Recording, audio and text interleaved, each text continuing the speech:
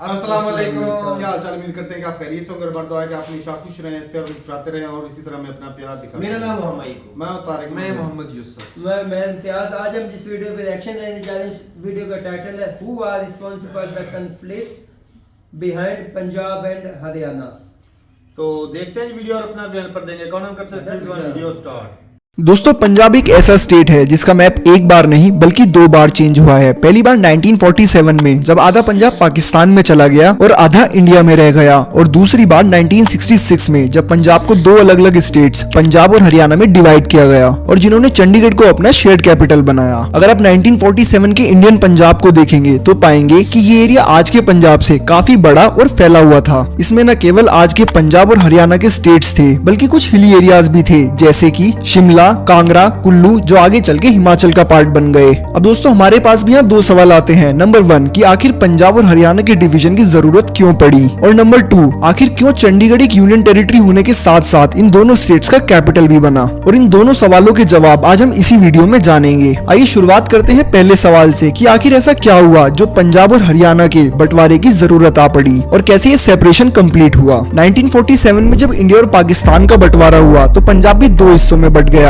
एक तरफ पाकिस्तान का पंजाब और दूसरी तरफ इंडिया का पंजाब था। पार्टीशन के पहले पूरे पंजाब में सिख कम्युनिटी और मुस्लिम कम्युनिटी के बीच कुछ इश्यूज रहते थे। सिख कम्युनिटी हमेशा से ही मुस्लिम्स के दबाव में रही थी, पर पार्टीशन के बाद भारत के पंजाब में पहली बार सिख्स मेजोरिटी में थे और इसी की वजह से उनके अंदर पंजाब को एक अलग पहचान देने की और एक पंजाबी सूबा यानी स्टेट बनाने की इच्छा जागी। ये मांग 1947 के पार्टीशन के समय भी देखने को मिली थी। पंजाब में उन दिनों शिरोमणि अकाली दल का बोलबाला था, जिसके लीडर थे मास्टर तारा सिंह।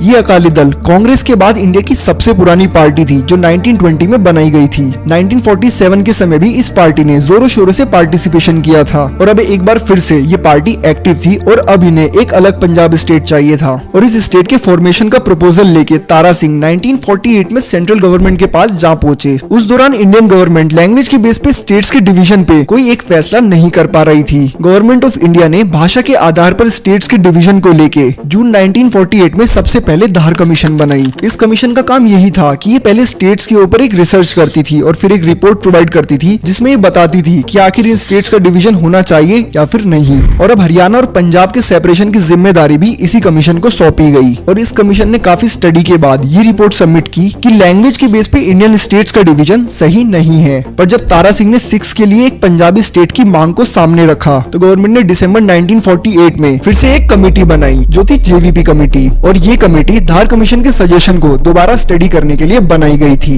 इस कमेटी के पार्ट थे जवाहरलाल नेहरू, सरदार वल्लभ भाई पटेल और भोजराजू पट्टाभी सीतारामैया। और इस कमेटी ने भी अपनी रिपोर्ट में वही पाया जो कि धार कमीशन की रिपोर्ट में था। इनका भी यही कहना था कि किसी भी लैंग्वेज के बेस पे देश के अंदर डिवीजन एक अच्छा रिजल्ट नहीं देगा। इस रिपोर्ट के बाद सिक्स ने अपनी कुछ मांगे गवर्नमेंट के सामने रखी, जिसके कुछ मेजर पॉइंट्स यूं थे। पहला, उस समय के पंजाब के जो 13 में से 7 डिस्ट्रिक्ट्स थे उसमें 6 मेजोरिटी में थे और अकाली दल और तारा सिंह इन्हीं डिस्ट्रिक्ट्स को एक पंजाबी सूबा का पार्ट बनाना चाहते थे। दूसरा, उनका कहना यह भी था कि एक सेपरेट स्टेट मिलने के बाद पंजाब में रिलीजन एंड पॉलिटिक्स को एक साथ रखकर अच्छे से एडमिनिस्ट्रेशन भी हो पाएगा। और तीसरा, पंजाबी लैंग्वेज एक ही और बोले जाने वाली लैंग्वेज थी जो ये दिखाता था कि इनकी एक अलग पहचान और स्टेट होना कितना जरूरी है। और दोस्तों, इस सारी मांगे जेवीपी कमेटी के बाद इंडियन गवर्नमेंट द्वारा भी पूरी तरीके से मना कर दी गई और जिसके बाद अकाली दल ने और भी ज्यादा प्रोटेस्ट स्टार्ट कर दिए। सेंट्रल से कोई भी हेल्प ना मिलने की वजह से इसी परेशानी का समाधान निकालते हुए उस समय के पंजाब के सीएम भीमसेन सच्चर ने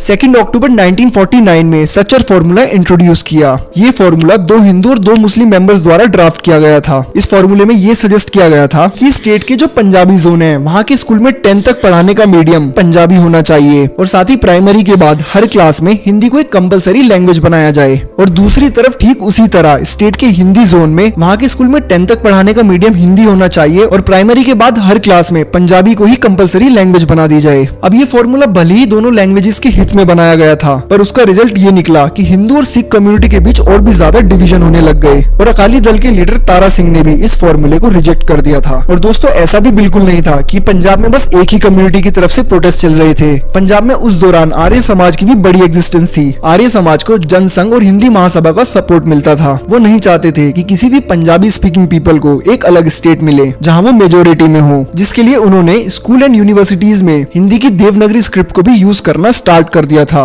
और पंजाबी स्टेट्स में रहने वाले हिंदूज को पॉपुलेशन सेंसस के दौरान Hindi as a language choose करने को कहा। ऐसे ही कुछ और रीजंस की वजह से भी हिंदूज एंड सिख्स के बीच लंबे समय तक अनबन बनी रही और इसी के विरोध में अकाली दल ने अपनी मांग को पूरा करने के लिए लीडरशिप पोजीशन का सहारा लेने की ठानी। 1952 तक हमेशा से बस कांग्रेस ही किसी भी इलेक्शन में जीतती आ रही थी, पर इस बार अकाली दल ने बाकी ओपोजिशन पार्टीज के साथ मिलकर एक कोलिशन गवर्नमेंट बनाई और 1952 के इलेक्शन में पार्टिसिपेट करने के साथ साथ जीती भी। और अब तो अकाली दल खुद को सिख्स का रिप्रेजेंटेटिव भी घोषित कर चुकी थी और पंजाबी सूबा के लिए मांग को और भी ज्यादा आगे ले जा रही थी। और दोस्तों उस दौरान बस पंजाबी एक इकलौता स्टेट नहीं था जो लैंग्वेज के बेस पे एक अलग स्टेट होने की डिमांड कर रहा था। देश के और भी हिस्सों में ऐसी ही मांगे चल रही थी, जिसमें से एक था आंध्र प्रदेश, जो अपने तेलुगु स्पीकिंग पीपल को मद्रास प्रेसिडेंसी से अलग करके एक सेपरेट स्टेट बनाना चाहता था। इनकी भी मांगों को सेंट्रल गवर्नमेंट ने मना कर दिया और इसी के विरोध में आंध्र प्रदेश के एक लीडर पोटी श्रीरामुलु ने अक्टूबर 1952 में हंगर स्ट्राइक स्टार्ट कर दी। वो 58 डेज तक हंगर स्ट्राइक करते रहे, जिसकी वजह से दिसंबर 1952 में ही उनकी मौत हो जाती है और जिसके बाद आंध्र प्रदेश में प्रोटेस्ट इस हद तक बढ़ जाते हैं कि गवर्नमेंट को उनकी सारी मांगे माननी पड़ती हैं। और फिर फाइनली 1 अक्टूबर 1953 को आंध्र प्रदेश लैंग्वेज के बेस पे डिवाइड होने वाला पहला स्टेट बना। ये सब देखने के बाद बाकी स्टेट्स ने भी अपनी मांगों को पूरा करवाने के लिए प्रोटेस्ट करना शुरू कर दिया और जिसको देखने के लिए गवर्नमेंट ने 1953 में स्टेट रीऑर्गेनाइजेशन कमीशन को बनाया। अकाली दल ने भी अपने पंजाब सूबा के रीऑर्गेनाइजेशन के प्रपोजल को इस कमीशन के पास भेजा। वो चाहते थे कि पंजाबी सूबा में Punjab, Patiala, east Punjab state union और राजस्थान की पंजाबी स्पीकिंग पार्ट को भी इंक्लूड किया जाए। उनकी मांगे बस इतनी ही नहीं थी, उनका तो ये भी कहना था कि गुड़गांव, रोहतक डिस्ट्रिक्ट, पानीपत तहसील इन करनाल, हिसार डिस्ट्रिक्ट के कुछ तहसील्स को भी एक्सक्लूड किया जाए, जो बाकी हिंदी स्पीकिंग रीजन्स के साथ मर्ज हो जाएंगे। पर कमीशन ने अकाली दल की इस डिमांड को ये कहकर रिजेक्ट कर दिया कि वो पंजाबी लैंग्वेज को कोई अलग लैंग्वेज ही नहीं मानते और अगर पंजाब का डिवीजन लैंग्वेज के आधार पर हुआ तो बाकी कम्युनिटीज भी सामने आएंगी जिन्हें अपना सेपरेट स्टेट चाहिए होगा। कायदे से देखा जाए तो कमीशन का ये डिसीजन काफी हद तक ठीक ही था, पर अकाली दल कहाँ रुकने वाला था। अब खुद को साबित करने के लिए अकाली दल ने 1955 में शिरोमणि गुरुद्वारा प्रबंधक कमेटी यानी SGPC के इलेक्शन में पार्टिसिपेट किया और 132 सीट्स में से 110 सीट जीती भी। पर उसके बाद भी अकाली दल और कांग्रेस के बीच में मुठभेड़ होती रही और अकाली दल के प्रोटेस्ट दिन पर दिन बढ़ने लगे। पर दोस्तों उसी दौरान कुछ ऐसा हुआ जो एक सबसे बड़ा इंसिडेंट था, जिसने पंजाब स्टेट के फॉर्मेशन को एक पुश दिया और वो था 1955 में हुआ golden temple red incident. Government police forces के DIG ने गोल्डन टेम्पल में घुसकर वहां आए सारे प्रोटेस्टर्स को प्रोटेस्ट करने से पहले ही अरेस्ट कर लिया और जब बाकी लोगों ने उनकी इस चीज का विरोध किया तो उन्होंने सभी पर टीयर गैस से हमला कर दिया और अंधाधुंध गोलियां भी बरसाई गई और जिसकी वजह से लार्ज नंबर्स में सिख्स की मौत हो जाती है। इस हादसे के बाद पूरे पंजाब में प्रोटेस्ट इतने बढ़ गए कि सेंट्रल गवर्नमेंट ने अकाली दल से बातचीत करके मामले को सुलझाने की कोशिश शुरू कर दी। इन डिस्कशंस में जहां एक तरफ अकाली दल था, वहीं दूसरी तरफ पंजाब की कांग्रेस और आर्य समाज थे।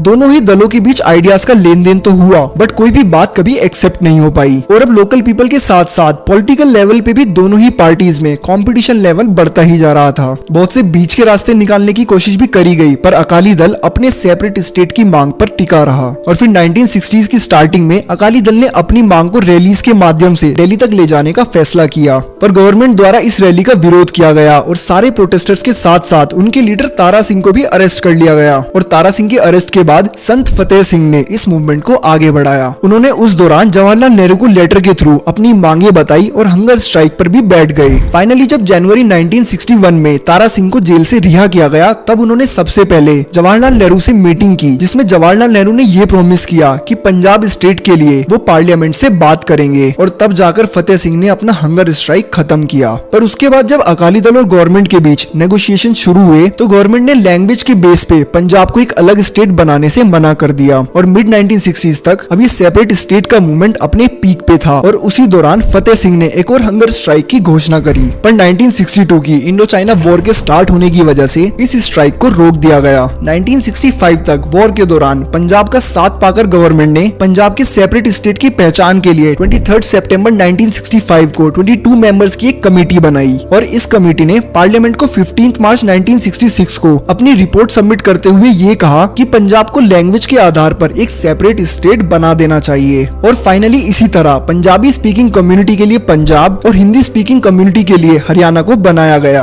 और साथ ही कुछ पहाड़ी डिस्ट्रिक्ट्स को उस समय की यूनियन टेरिटरी हिमाचल प्रदेश में मिला दिया गया। पर दोस्तों अभी भी काम पूरा नहीं हुआ था, एक आखिरी डिसीजन लेना तो अभी बाकी था और वो ये था कि स्टेट्स तो बना दिए गए पर अब इन दोनों स्टेट्स की कैपिटल क्या होगी। और इसी से आते हैं हम अपने दूसरे सवाल की तरफ कि चंडीगढ़ आखिर एक शेयर्ड कैपिटल कैसे बना। चलिए दोस्तों अब इसे भी समझते हैं। दरअसल 1947 में जब पंजाब की कैपिटल लाहौर पाकिस्तान में चला गया तो डिसाइड किया गया था कि एक नई सिटी स्टैब्लिश की जाए जो कि इंडियन पंजाब का कैपिटल बनेगा। और इसी विजन के साथ पंजाब के बीचों बीच 1950 से ही चंडीगढ़ को डेवलप करना स्टार्ट कर दिया गया था। 1966 तक तो चंडीगढ़ पंजाब का ही कैपिटल रहा, बट जब हरियाणा और पंजाब अलग हुए तो ये बात तो तय थी कि तुरंत ही कोई स्टेट अपना कैपिटल नहीं बना सकता। इसीलिए ये डिसाइड किया गया कि चंडीगढ़ नेक्स्ट 10 इयर्स के लिए दोनों ही स्टेट्स का कैपिटल होगा और साथ ही एक यूनियन टेरिटरी भी जिसे सेंट्रल गवर्नमेंट एडमिनिस्ट्रेट करेगी। और जिसके बाद चंडीगढ़ की प्रॉपर्टीज को 60-40 के रेशो में पंजाब और हरियाणा के बीच बांट दिया गया। 1970 की लोकसभा में भी ये अनाउंस कर दिया गया था कि हरियाणा अपना नया कैपिटल बनाएगा और चंडीगढ़ पंजाब का कैपिटल बन जाएगा।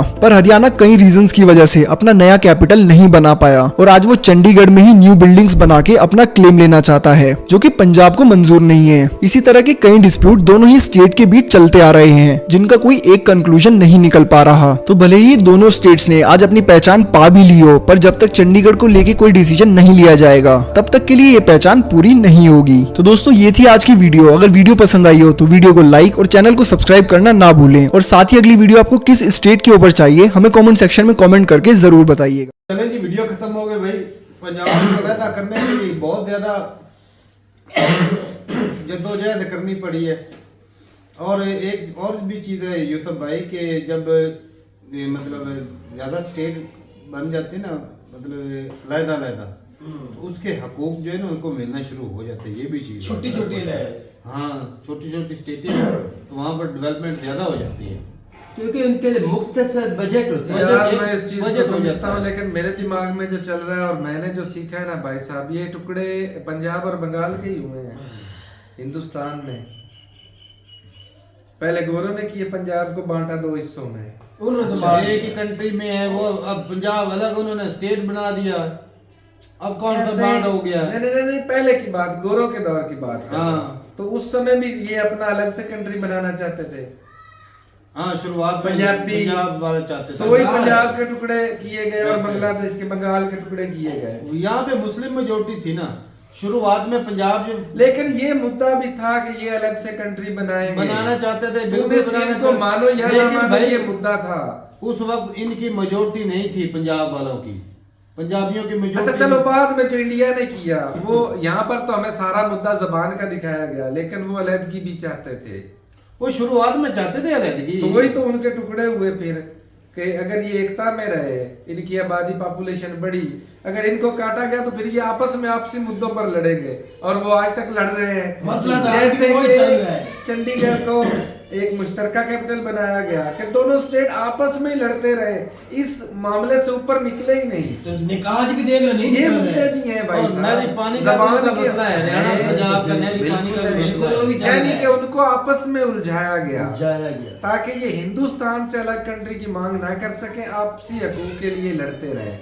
नहीं, हिंदुस्तान से तो वो खालिस्तान भाई, ज्यादा क्या 71 अब तो मान या ना मान, लेकिन लेकिन ये मांग नहीं मुद्दा करते, जरूर आज है। आज की नहीं मांग करते अलग की। अभी जो है ना ये ज्यादा मसला जो है ना, जब बांग्लादेश बना तो उसके बाद भाई पाकिस्तान की सपोर्ट से ज्यादा मसला उठा है, वरना जो है ना वो पहले इतना ज्यादा मसला नहीं गोरों था। पाकिस्तान की मांग से पहले नहीं चाहिए मसला तारक साहब, यार पहले इतना नहीं था, लेकिन था तो ना पहले भी। और भाई शुरुआत में उन्होंने मांग की थी, लेकिन इनकी अब तुम majority मुझे ये नहीं थी। बता कि सिर्फ जबान के तो मुद्दे आप- पर हरियाणा, अच्छा एक मिनट, हरियाणा और पंजाब की जबानें जो इनमें कितना एक क्यों difference बड़ है? फर्क है, जबान तो थोड़ी सी भी फर्क जमीन होता है। आसमान का फर्क नहीं वो है। उर्दू किताब मिलती है, वो हम समझ सकते हैं, हम समझ वो सकते समझ हैं। तो सकते ही हैं। तो फिर कौन सा हिंदी डिफरेंस और हुआ? पंजाबी और इस उर्दू। डिफरेंस पर भाई हम उनकी जबान को समझ ही नहीं पाते, हमें अलग से स्टेट चाहिए ना तारक वो साहब। अब अकाली दल ने ये तो लिखत में है सारी चीजें, अकाली दल ने हड़ताल की है अलहदा होने के लिए, और शुरुआत में जब पंजाब ये अलहदा मांगते थे भाई साहब,